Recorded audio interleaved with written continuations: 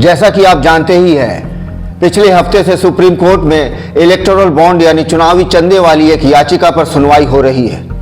भारत के attorney general Shri R Venkataramani कहते हैं कि राजनीतिक दलों को फंडिंग कहां से आ रही है, उससे आम लोगों का क्या लेना देना।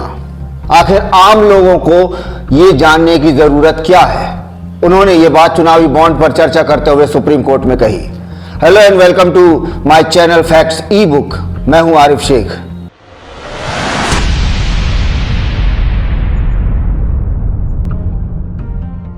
आइए पहले इलेक्टोरल बॉन्ड को संक्षेप में समझते हैं। इलेक्टोरल बॉन्ड की प्रक्रिया बहुत आसान है। ये भारत के सबसे बड़े सार्वजनिक बैंक यानी स्टेट बैंक ऑफ इंडिया में उपलब्ध रहते हैं। नई दिल्ली, गांधीनगर, चंडीगढ़, बेंगलोर, मुंबई, जयपुर, लखनऊ, चेन्नई, कोलकाता और गुवाहाटी समेत भारत के 29 शहरों की अधिकृत एसबीआई शाखाओं में ये बॉन्ड उपलब्ध रहते हैं। जनवरी, अप्रैल, जुलाई और अक्टूबर के अधिकृत महीनों के पहले 10 दिनों में एसबीआई की इन अधिकृत शाखाओं में जाकर ये इलेक्टोरल बॉन्ड आप खरीद सकते हैं। इसके अलावा लोकसभा के चुनावी साल में सरकार द्वारा अधिकृत कोई भी एक पूरे महीने किसी भी दिन आप ये इलेक्टोरल बॉन्ड खरीद सकते हैं। मतलब अगले साल यानी 2024 में आपको पूरा एक महीना दिया जाएगा इलेक्टोरल बॉन्ड खरीदने का। ये बॉन्ड खरीदने के दिन से लेकर 15 दिन तक वैध होते हैं। इस बॉन्ड के माध्यम से जिस भी राजनीतिक पार्टी को जो चुनावी चंदा दिया जाता है वो उसी दिन उस राजनीतिक पार्टी के अकाउंट में क्रेडिट होना अनिवार्य है। कोई भी व्यक्ति या कोई भी कारपोरेट 1000, 1 लाख, 10 लाख और 1 करोड़ रुपए के मल्टीपल यानी गुणज में जितना चाहे उतने रुपए के बॉन्ड खरीद सकते हैं। मतलब नो लिमिट। अगर आपके पास केवाईसी सत्यापित एसबीआई का खाता है तो आप 10 करोड़ रुपए के गुणज में बॉन्ड खरीद सकते हैं। लेकिन इसके बाद सब कुछ सीक्रेट है। आप ये बॉन्ड सीक्रेट तरीके से किसी भी पॉलिटिकल पार्टी को दे सकते हैं। किसी को पता भी नहीं चलेगा कि आपने ये चुनावी चंदा इलेक्टोरल बॉन्ड के माध्यम से दिया है। और पॉलिटिकल पार्टी भी किसी को बिना बताए खुशी से बॉन्ड के माध्यम से वो पैसा स्वीकार कर लेती है। 2017 में एक फाइनेंस बिल के जरिए इलेक्टोरल बॉन्ड को पेश किया गया था और 29 जनवरी 2018 को नरेंद्र मोदी की एनडीए सरकार ने इलेक्टोरल बॉन्ड स्कीम को नोटिफाई किया था।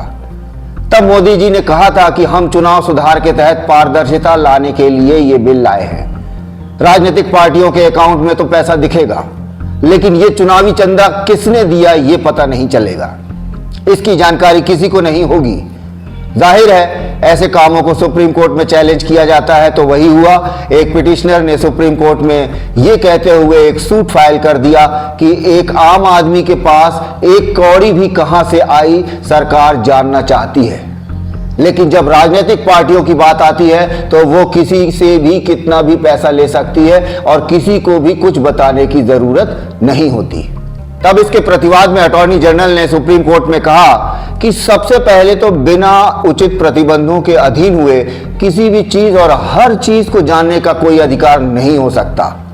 इसका क्या मतलब हुआ? इसका मतलब हुआ कि अरे भाई क्यों आपको सब कुछ क्यों जानना है? सब कुछ जानने के लिए आप हैं कौन? आप इस देश के नागरिक हैं और वोटर हैं तो आपको सब कुछ जानने का अधिकार है। भाई कुछ बंदिशें होंगी आपके सब कुछ जानने में। हम आपको वो ही बताएंगे जो हम बताना चाहेंगे। फिर उन्होंने सुप्रीम कोर्ट में आगे कहा कि आपको ये सब जानना क्यों है? क्या कोई खास जरूरत है आपको ये सब जानने की? इसका अंतिम उद्देश्य क्या है? अब जरा यही सवाल मैं सरकार से पूछना चाहता हूं कि आपको ये क्यों जानना है कि भारत का नागरिक एक एक पैसा कहां से कमा रहा है, कहां से उपजा रहा है? क्या सरकार के लिए कोई रेस्ट्रिक्शंस हैं? अरे पैसा कमाना तो छोड़ दीजिए, सरकार तो हमारे बारे में सब कुछ जान लेना चाहती है। क्या खाते हैं, कहां जाते हैं, किससे मिलते हैं, कहां उठते बैठते हैं, कहां फोन करते हैं, कहां ईमेल करते हैं, आपका धंधा क्या है, किसके साथ आप धंधा कर रहे हैं, आपको बीमारी है या नहीं, अगर है भी तो कौन सी है।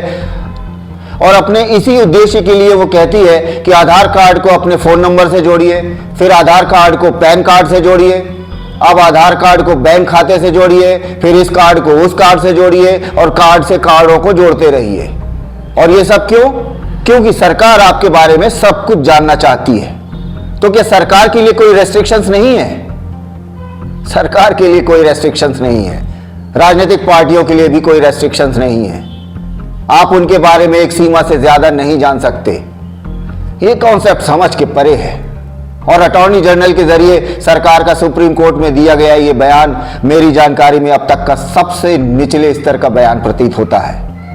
अटॉर्नी जनरल के इस बयान से बहुत ही गंभीर सवाल पैदा होता है कि सरकार भारत के लोगों के लिए काम कर रही है या वो राजनीतिक पार्टियों के हितों को प्राथमिकता दे रही है।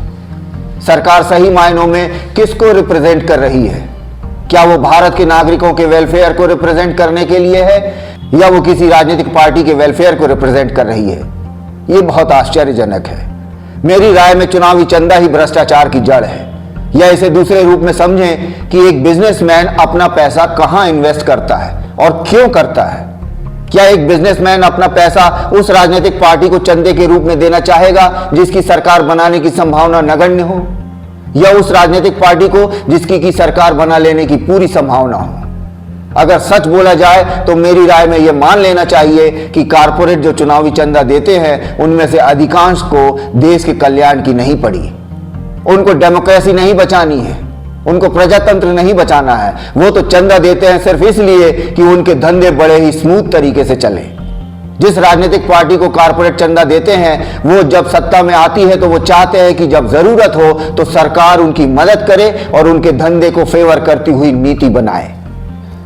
ये तथ्य एक बहुत बड़ी संभावना की ओर इशारा करते हैं। आप सोच के देखिए, क्यों एक बड़ा बिजनेसमैन एक राजनीतिक पार्टी को करोड़ों अरबों रुपए चंदा देता है? जाहिर सी बात है वो उस राजनीतिक पार्टी के सरकार में आ जाने के बाद अपने दिए हुए पैसे से कहीं ज्यादा वसूलना चाहता है। वसूलना सही शब्द नहीं होगा, कहना चाहिए कमाना चाहता है। यह एक सामान्य तथ्य है और मुझे यह बात किसी को अलग से बताने की जरूरत नहीं है। इस देश का हर नागरिक इस सच्चाई से वाकिफ है। अब यह संभावना बन जाती है कि सरकार की मदद के बिना ऐसा होना संभव नहीं। तो क्या ऐसा संभव है कि सरकार देश हित के सापेक्ष नीति बनाने से ज्यादा उस बड़े चंदा देने वाले कारपोरेट के फायदे के हिसाब से नीतियां बना रही हो? और अगर ऐसा होगा तो क्या यह कहना गलत होगा कि सरकार को कहीं दूर बैठा कोई कारपोरेट नियंत्रित कर रहा हो? क्या ऐसे ही कोरोना काल में एक नामी बिजनेसमैन की संपत्ति कई लाख करोड़ बढ़ गई? क्या इसमें सरकारी नीतियों के योगदान की कोई संभावना नहीं दिखती है? क्या हम अपने को क्रोनी कैपिटलिज्म के लिए खोल नहीं रहे हैं, जहां एक व्यवसायी यानी धंधा करने वाला परोक्ष रूप से नागरिकों का जीवन नियंत्रित कर रहा हो?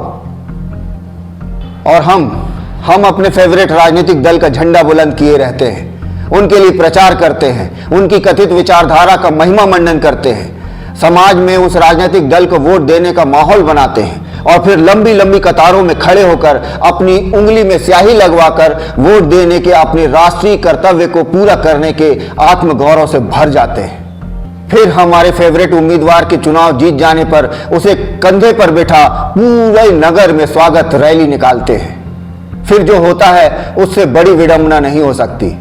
फिर 6 महीने बाद हमारा वो जीता हुआ नेता देश हित या कहें जनता के हितों को ताक में रखकर अपने हित के खातिर पाला बदलकर दूसरी पार्टी में शामिल हो जाता है और कानाफूसी शुरू हो जाती है कि फला नेता 50 करोड़ और एक कैबिनेट मंत्री पद में बिक गया।